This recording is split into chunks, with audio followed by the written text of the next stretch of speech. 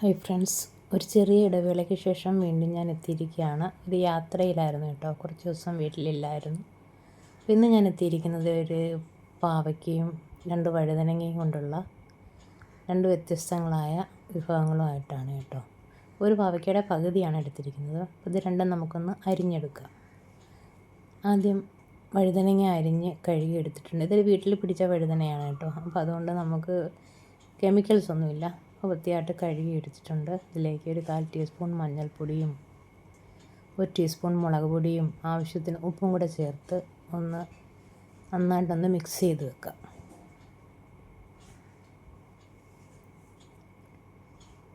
കൈ കൊണ്ട് നന്നായിട്ടൊന്ന് മിക്സ് ചെയ്തിട്ട് കുറച്ച് സമയം ഒന്ന് റെസ്റ്റ് ചെയ്യാൻ വെക്കണം കേട്ടോ. ഇതവിടെ ഇരിക്കട്ടെ. അടുത്തതായിട്ട് പാവയ്ക്ക കൊണ്ടുള്ളൊരു തോരനാണ് തയ്യാറാക്കുന്നത്. അതിനായിട്ടൊരു പാൻ വെച്ച് അതിലേക്ക് 2 ടീസ്പൂൺ വെളിച്ചെണ്ണ ഒഴിച്ച് കൊടുത്തിട്ടുണ്ട്. എണ്ണ ഒന്ന് ചൂടായി വരുമ്പോൾ കുറച്ച് കടുക് ഇട്ട് കൊടുക്കാം. കടുക് ഒന്ന് പൊട്ടി വരുന്ന സമയത്ത് നമ്മൾ ചെറുതായിട്ട് അരിഞ്ഞു വെച്ചിരിക്കുന്ന പാവയ്ക്ക അതിലേക്ക് ചേർത്ത് കൊടുക്കാം. പാവയ്ക്ക എണ്ണയിൽ കിടന്ന് കുറച്ചൊന്ന് വഴന്ന് കിട്ടണം കേട്ടോ. അപ്പോൾ അതുകൊണ്ട് പാവയ്ക്ക നന്നായിട്ടൊന്ന് വഴറ്റി കൊടുക്കാം.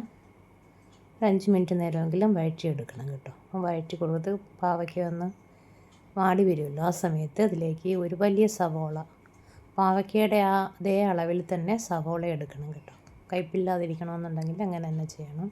പിന്നെ ഒരു 3 പച്ചമുളകും കുറച്ച് കറിവേപ്പിലയും കൂടെ എടുത്തിട്ടുണ്ട്. ഇതെല്ലാം കൂടെ നന്നായിട്ടൊന്ന് വഴറ്റി കൊടുക്കുക. കുറച്ച് നേരം ഇതൊന്ന് വഴറ്റണം.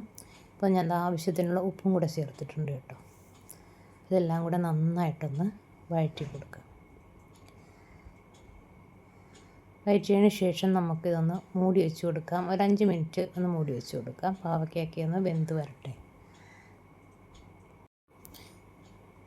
ഒരു 5 മിനിറ്റ് കഴിഞ്ഞ് പാവയ്ക്ക ഞാൻ നോക്കിയപ്പോൾ പാവയ്ക്കയൊക്കെ ഒന്ന് വെന്ത് വന്നിട്ടുണ്ട് കേട്ടോ.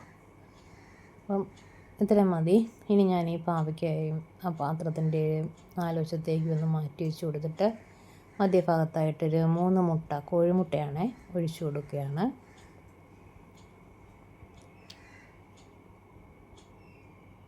ഒരു 2-3 സെക്കൻഡ് അതങ്ങനെ ഇരിക്കട്ടെ. അതിന് ശേഷം നമുക്കിതെല്ലാം കൂടെ ഒന്ന് മിക്സ് ചെയ്ത് കൊടുക്കാം. ആ മുട്ടയുടെ നനവ് കൊണ്ട് പാവയ്ക്ക ഒന്നുകൂടി ഒന്ന് വെന്ത് വരും. അപ്പോൾ അതൊന്ന് നന്നായിട്ടൊന്ന് മിക്സ് ചെയ്ത് കൊടുക്കുക. മുട്ടയുടെ അംശം പാവയ്ക്കയിലൊക്കെ ഒന്ന് പിടിക്കട്ടെ.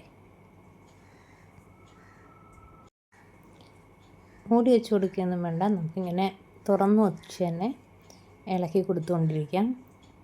അപ്പോൾ മുട്ടയെല്ലാം ആ പാവയ്ക്കയിൽ പിടിച്ച് ഒന്ന് ഡ്രൈ ആയി വരും കേട്ടോ. അതുവരെ നമുക്ക് ഒന്ന് ഇളക്കിക്കൊണ്ടിരിക്കാം. ഈ മുട്ടയൊക്കെ ചേർക്കുമ്പോഴേക്കും, മുട്ടയും അതുപോലെ തന്നെ സവോളയൊക്കെ ചേർക്കുമ്പോഴേക്കും ഈ പാവയ്ക്കയുടെ കയ്പ്പ് പിന്നെ അറിയില്ല കേട്ടോ, കയ്പ്പില്ലായിരിക്കും. ഇനി നമുക്കിതിലേക്ക് ഒരു കൂട്ടം കൂടെ ചേർക്കാനുണ്ട്. തേങ്ങ ചിരകിയതാണ്.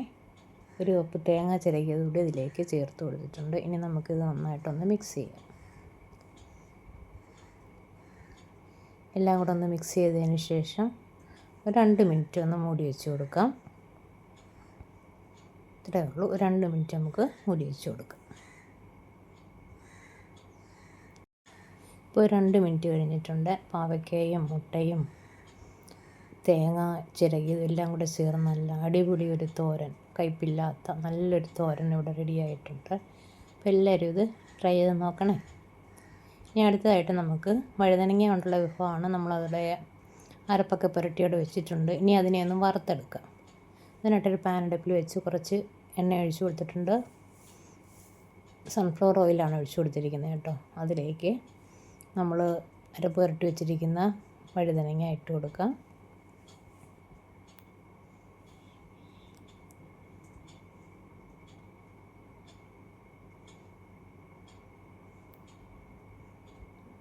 വഴുതനങ്ങ എണ്ണയിൽ കിടന്ന് നന്നായിട്ടൊന്ന് മൂത്ത് കിട്ടണം. അപ്പോൾ 2 സൈഡും മാറി മാറി തിരിച്ചും മറിച്ച് വിട്ട് നമുക്കിതിനെ ഒന്ന് മൂപ്പിച്ചെടുക്കാം. ആദ്യം ഞാനൊന്ന് മറിച്ചിട്ട് കൊടുക്കുകയാണ്.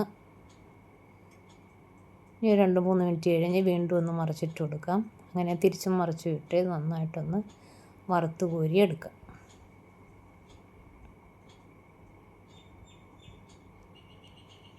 ഒരു പ്രാവശ്യം ഞാൻ തിരിച്ചിട്ടു.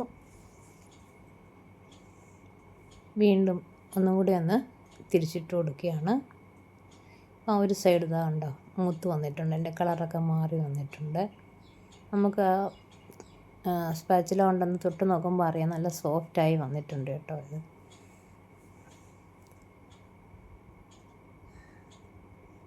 ഇനി അടുത്ത വശവും അതുപോലെ മൂത്ത് വരണം, ഈ കളറിൽ തന്നെ കിട്ടണം. അതുവരെ അതുമൊന്ന് മൂപ്പിച്ചെടുക്കുക. 2-3 മിനിറ്റ് വേണ്ടി വരും കേട്ടോ ഒന്ന് തിരിച്ചിട്ടത് മൂത്ത് വരാനായിട്ട്. തിരിച്ചിട്ടതും മൂത്ത് വന്നിട്ടുണ്ട്. അതെല്ലാം കോരി മാറ്റി ബാക്കിയിരുന്ന വഴുതനങ്ങ എല്ലാം നിരത്തി കൊടുത്തിട്ടുണ്ട്. അത് നമുക്കിതുപോലെ വറുത്ത് മാറ്റാം. ഇപ്പം നമ്മുടെ വഴുതനങ്ങ എല്ലാം വറുത്ത് മാറ്റി അതേ പാനിലേക്ക് തന്നെ 5-6 അല്ലി വെളുത്തുള്ളി ഇട്ട് കൊടുത്തിട്ടുണ്ട്. ആ വെളുത്തുള്ളി ഒന്ന് വാടി വരണം. വാടി വരുന്ന സമയത്ത് അതിലേക്ക് നമുക്ക് ഒരു 7-8 ചെറിയ ഉള്ളിയും ഒരു ചെറിയ സവാള അരിഞ്ഞതും കൂടി അതിലേക്ക് ചേർത്ത് കൊടുക്കാം.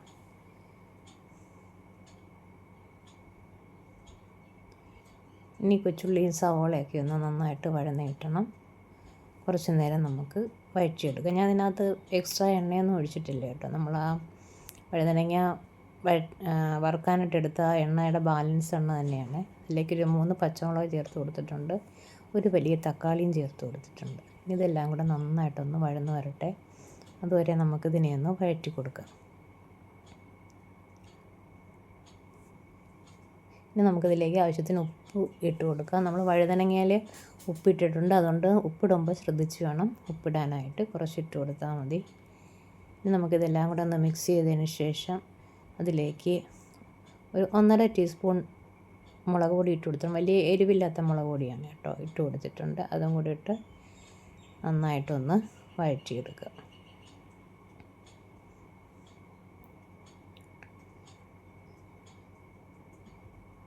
മുളക് പൊടി എല്ലാം ഒന്ന് വഴന്ന് കിട്ടണം.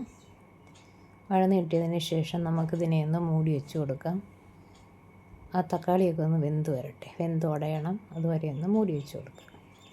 തക്കാളിയൊക്കെ വെന്ത് വന്നിട്ടുണ്ട്.